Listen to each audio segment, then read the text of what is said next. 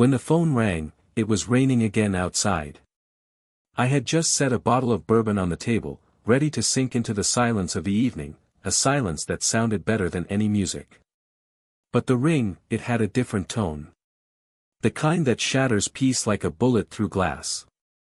Harry. The voice of an old colleague. Dull, tired. We've got a missing person. Remote village in the mountains, up north. Real strange case. We need you to go. I could have said no. I was retired. 40-some years behind me, broken doors, broken hearts, sleepless nights. But there are calls you don't turn away from. This was one of them. The village was called Raven Hill.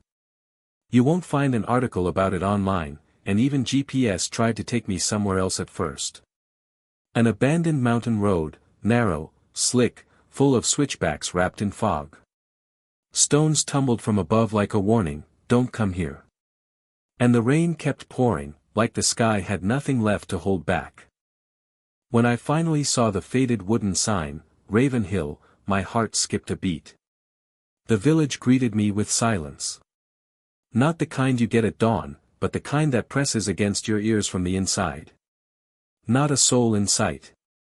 Just old houses, like something out of a movie, where every window might be watching. The local officer looked like someone ripped out of a different world and dropped into this one. Young, but with the eyes of a man who just lost something important. A woman's missing. Martha. Teacher at the local school. Went out in the morning, never came back. We searched the village, the woods, everywhere. Nothing. Martha's house stood on a rise, slightly apart from the others. A modest cabin, its dark windows like empty eyes. Inside, no mess, no signs of a struggle. Just a teacup, still half full. The dregs hadn't even settled. Time had stopped in that house about an hour ago. I don't like assumptions. They get in the way. But something about this place made it hard to breathe. The air wasn't filled with fear, exactly, more like the memory of fear.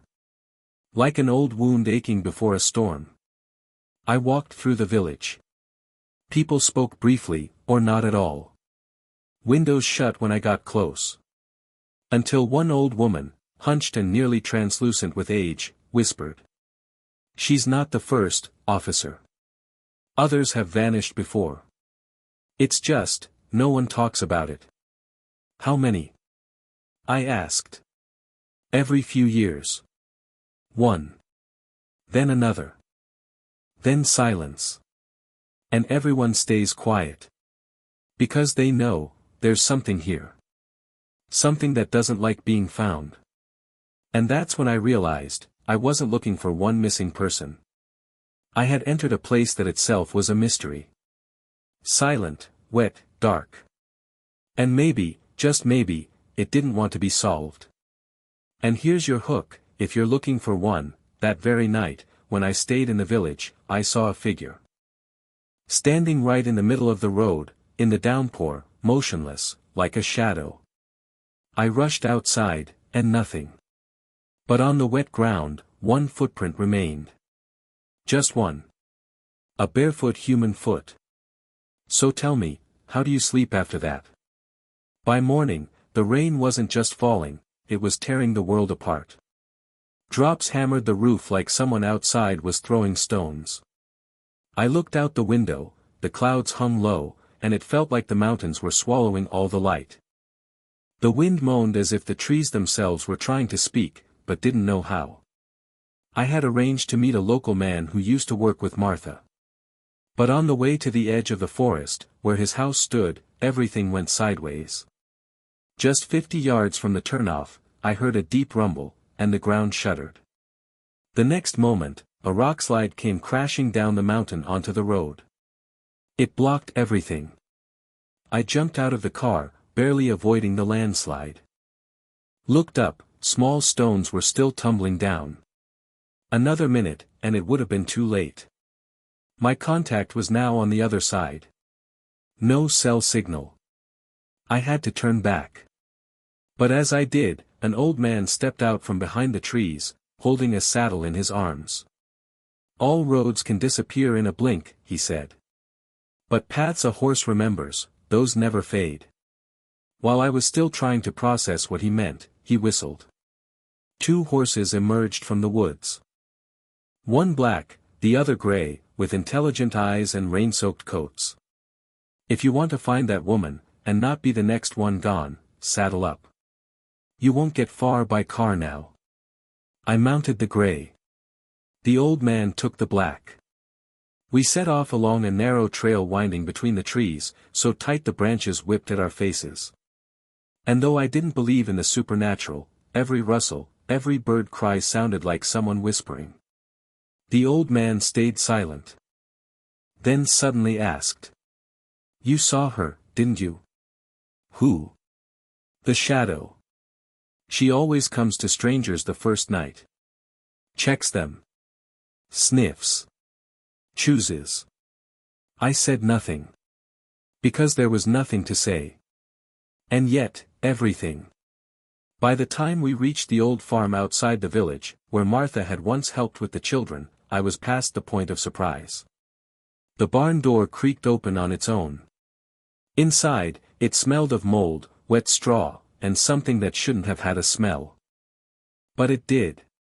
And I knew that smell. Blood. I took out my flashlight. The old man silently pointed to a dark corner. And there, among cobwebs and forgotten tools, I saw something. A small shard, a silver earring. Martha wore it in every photo I'd seen. "And that's not the worst part," the old man whispered. "What is?" "She took it off herself. And left it here. Before she went." I froze. In the dark of that barn, it felt as cold as a graveyard. And the rain, still, didn't stop. Night fell quietly. No thunder, no wind. The rain had finally stopped, leaving behind a wet sheen on every surface, like the breath of something that had left, but hadn't really gone. The air was so thick it felt like you could slice it with a knife. And with that silence came the sense that something was coming. Inevitable. The old man and I sat by a fire at the forest's edge. The horses stood nearby, silent, uneasy. The old man stared into the flames like he could read something in them. "She didn't run. She wasn't taken. She walked out on her own," he finally said. "Why?" I asked. He was quiet for a long time. "Because something called her." And she answered. Most of us ignore that voice. But some go. I didn't know if it was a metaphor or madness. But it didn't make it any easier. I returned to the village alone. And then, at Martha's house, something had changed. Someone had left a mark on the door, a symbol carved into the wood with a knife. A triangle with a circle inside. I knew it. I'd seen it before, on one of the other missing persons, years ago. And that's when it hit me, this wasn't a separate story. It was part of something bigger. I went back inside. Martha's room was empty. But on the bed lay a letter. Yellowed, damp from the moisture, but the words were still legible. "I'm sorry I didn't say goodbye. I couldn't. They wouldn't let me. But I left on my own. I heard them in my dreams. I saw them in the rain. And now I'm one of them." I sat in that room for a long time. Silent. The letter smelled of lavender, her perfume. But beneath that was another scent, deeper. Older. Strange. Ravenhill was behind me the next morning. The road was clear again. The rocks had been moved. Sunlight broke through the clouds like it was straining through a sieve.